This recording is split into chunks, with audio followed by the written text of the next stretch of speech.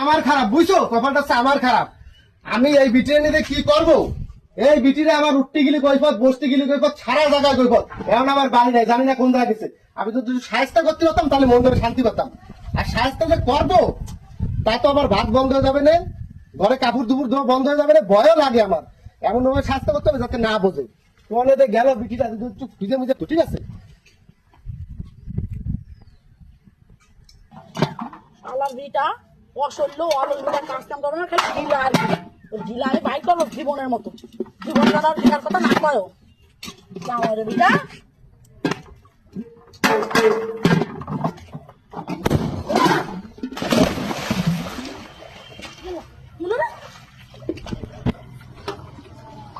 কি হলো কি জানে কোন অসভ্য বিটা নে কি ছিল কি জানে